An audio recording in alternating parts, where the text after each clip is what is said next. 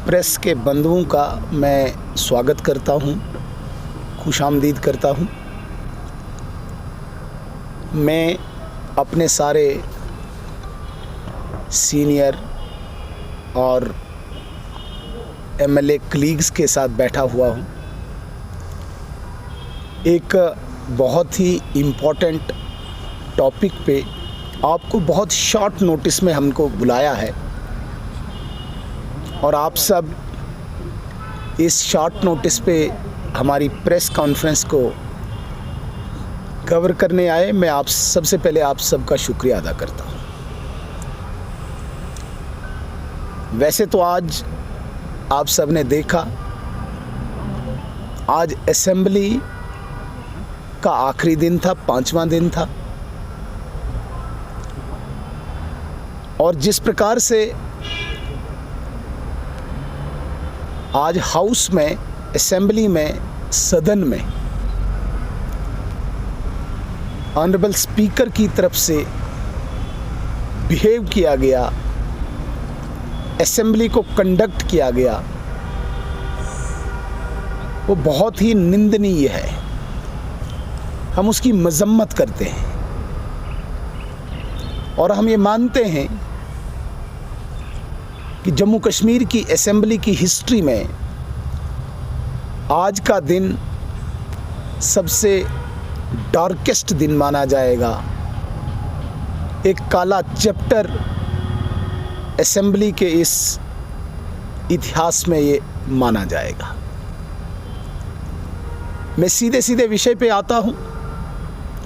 जिस असेंबली को जम्मू कश्मीर की जनता ने अपनी समस्याओं के समाधान के लिए, बिजली के लिए, पानी के लिए, अस्पताल के लिए, सड़क के लिए कॉन्स्टिट्यूट किया था वोट देके, उस असेंबली में असेंबली की गरिमा को, असेंबली की सालमियत को भंग कर स्पीकर ने एक पर्टिकुलर पार्टी का एजेंट की भांति काम किया है और अनडेमोक्रेटिक वे में, अनकॉन्स्टिट्यूशनल, गैर कानूनी एक्ट किया है, कंडक्ट किया है। आज से 3 दिन पहले लेफ्टिनेंट गवर्नर साहब के एड्रेस पे वोट ऑफ थैंक्स होना था और सारे ऑनरेबल एमएलएज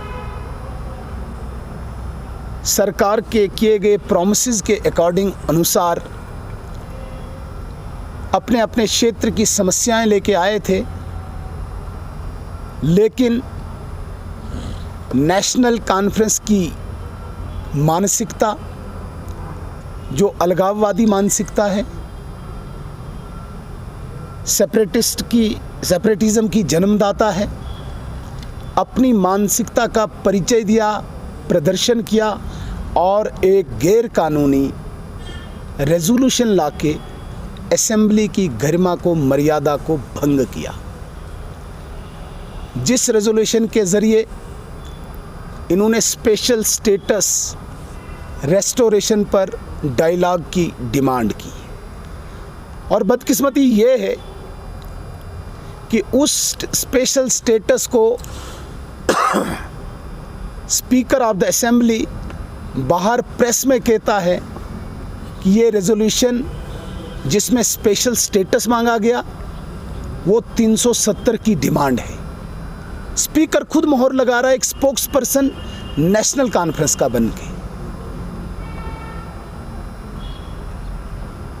जिस 370 को देश के लोकतंत्र के सबसे बड़े मंदिर ने हटाया और उसको सेटल किया सुप्रीम कोर्ट ने भी। जो 370 अब एक इतिहास है, जो 370 एक हिस्ट्री है, उसको ये एक ऐसे शब्द से कंपेयर कर रहे हैं जिस शब्द का कोई नामो निशान भारत के संविधान में नहीं है। इंडियन कॉन्स्टिट्यूशन में जम्मू कश्मीर के हवाले से कहीं पे भी स्पेशल स्टेटस का नाम नहीं है। मैं आप प्रेस वालों के माध्यम से उमर अब्दुल्ला साहब को चुनौती देता हूँ। चैलेंज करता हूँ, अगर स्पेशल स्टेटस जम्मू कश्मीर के हवाले से इंडियन कॉन्स्टिट्यूशन में ये वर्ड कहीं पे हो, मैं राजनीति से इस्तीफा दूंगा।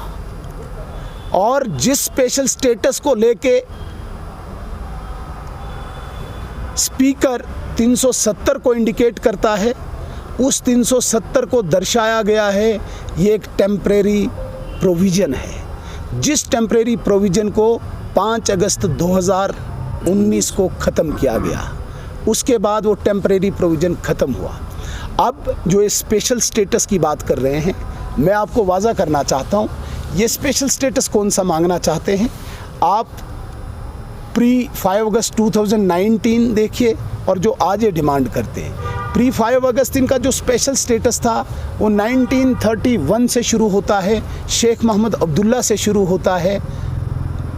तब का शेख मोहम्मद अब्दुल्ला और नेहरू का एकार्ड जो जम्मू कश्मीर को रक्त रंजित करता है, और आज इनकी तीसरी पीढ़ी राहुल गांधी और उमर अब्दुल्ला का एकार्ड जो स्पेशल स्टेटस मांगता है, जिस स्पेशल स्टेटस में कश्मीरी पंडितों को कश्मीर से पलायन कराया गया, यहाँ पे कश्मीरी पंडितों का कत्ल हुआ, आम कश्मीरी सिविलियंस का 21,800 लोगों का कत्ल हुआ, यहाँ पे आसिया और नीलोफर जैसी छोटी बच्चियों का कत्ल हुआ, यहाँ तुफेल मत्तू जैसे एक स्टूडेंट का कत्ल होता है, यहाँ पे नेशनल कॉन्फ्रेंस के चीफ मिनिस्टर के घर में एक हाजी यूसुफ का कत्ल होता है। ये उस स्पेशल स्टेटस को यहाँ पे लाना चाहते हैं। ये यहाँ पे टूरिज़्म नहीं चाहते, ये यहाँ पे व्यापार नहीं चाहते, ये यहाँ पे कारोबार नहीं चाहते।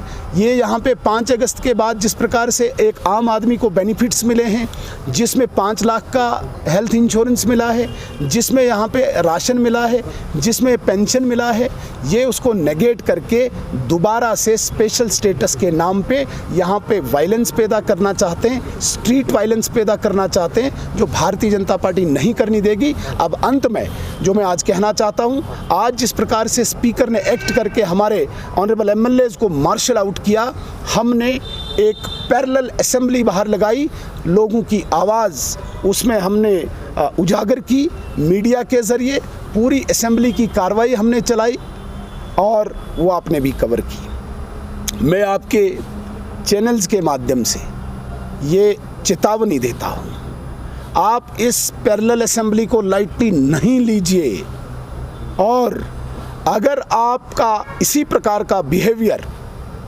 जो इंडियन सॉवरेनिटी को, जो इंडियन इंटीग्रिटी को चैलेंज करता है, आपका इसी प्रकार का बिहेवियर रहा तो हम पैरेलल गवर्नमेंट चलाएंगे, पैरेलल सरकार चलाएंगे।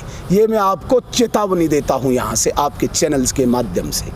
एक बात और कश्मीर के लोगों को मैं वाजा करना चाहता हूँ, जिस स्टेटहुड की डिमांड हर व्यक्ति यहाँ से करता है और जिस स्टेटहुड की कमिटमेंट आदरणीय प्रधानमंत्री जी ने की, आदरणीय गृह मंत्री जी ने की, जिस स्टेटहुड के बिल्कुल हम नज़दीक हैं, इस प्रकार के हालात जम्मू कश्मीर की सरकार बनाना चाहती है ताकि यहाँ स्टेटहुड न आए और इनका स्पेशल स्टेटस गलियों में, मोहल्लों में खून की होली खेलकर इनका स्पेशल स्टेटस वापस आए, जो नहीं होने देंगे, नहीं होने देंगे, नहीं होने देंगे। धन्यवाद। सुनील जी, जहाँ तक देखिए, भारतीय जनता पार्टी का एक क्लियर स्टैंड है और भारतीय जनता पार्टी के साथ साथ हमारी केंद्रीय सरकार का क्लियर स्टैंड है। हम किसी भी कीमत पे टेररिस्ट को, टेररिज्म को और टेररिज्म के सपोर्ट स्ट्रक्चर को किसी भी कीमत पे कोई स्पेस नहीं देंगे। यहाँ का आम सिविलियन, यहाँ का आम कश्मीरी हम गले से लगाएंगे, लेकिन जिस प्रकार से नेशनल कॉन्फ्रेंस और कांग्रेस के टाइम पे टेररिज्म के साथ साथ सिविल किलिंग्स होती थी, वो भारतीय जनता पार्टी नहीं होने देगी, न करेगी। हाँ, जो टेरर अटैक्स अभी पिछले 1 महीने से बढ़े हैं, कहीं न कहीं जो नेशनल कॉन्फ्रेंस की हरकतें हैं यहाँ पे, ये इनकरेज कर रही है उस टेररिस्ट को, उस टेररिज्म को जो पाकिस्तान यहाँ पे एक नैरेटिव फैलाकर करवाना चाहता है। ये वही एक कारस्तानी है, लेकिन भारतीय जनता पार्टी का एक क्लियर स्टैंड है, एक फर्म स्टैंड है। हम आयरन हैंड से इनको निपटेंगे, किसी भी कीमत पे टेररिस्ट और टेररिज्म को यहाँ पे जगह नहीं देंगे। सुनील जी, ये जो वीडीसी मेंबर्स वर्ग है, सेटबैक है? देखिए, ये बहुत ही अनफॉर्चुनेट है और आज जो हमने पैरेलल असेंबली लगाई, वहाँ पे अपने 2 वीडीजी मेंबर जो आज शहीद हुए हैं किश्तवाड़ के कुंतवाड़ा में, हमने खड़े होके 2 मिनट का साइलेंस रख के, मौन रख के उनको श्रद्धांजलि भी दी। और जो एप्रोप्रिएट प्लेटफॉर्म है वहाँ पे हमने अपनी बात भी पहुँचाई। सारी सिक्योरिटी की जितनी भी एजेंसीज़ हैं सबके ऑफिसर बाला वहाँ पे पहुँच चुके हैं। मैं आपको ये कहता हूँ कि ये सेटबैक नहीं कहेंगे, ये मैं कहता हूँ कि पाकिस्तान का एक नया मॉड्यूल, नया प्रोग्राम जो स्विच करके यहाँ पे आया हुआ है। अभी हमारी सिक्योरिटी फोर्सेस जिस तरीके से हैंडल कर रही थी, ये एक ट्रांजिशनल फेज़ है जिसमें हमें थोड़ा सा इस वक्त नुकसान उठाना पड़ रहा है, जो बेहद अफसोसनाक है, दर्दनाक है, लेकिन किसी भी कीमत पे इसको भी यहाँ पे जगह नहीं देंगे। आपने देखा होगा पिछले 3-4 दिन से जो ब्रेक थ्रू हुआ, खानियार में हुआ, लारनू में हुआ, लोलाब में हुआ, बांडीपुरा में हुआ और आज सोपोर में हुआ। लगातार इनको भी जहाँ पे भी ये मिलते हैं इन्हीं की भाषा में इनको जवाब दिया जाता है। और मैं एक बात और स्पष्ट करना चाहता हूँ, इसमें कभी भी भारतीय जनता पार्टी का जो स्टैंड है वो कमज़ोर नहीं होगा, लेकिन जो इनका सपोर्ट स्ट्रक्चर है, जो इनको पूरा संरक्षण देता है, उसको भी पूरी तरह से मतलब ख़त्म करने की आवश्यकता है, जिसके लिए भारतीय जनता पार्टी अपने पूरे प्रोग्राम से लगी हुई है। सुनील जी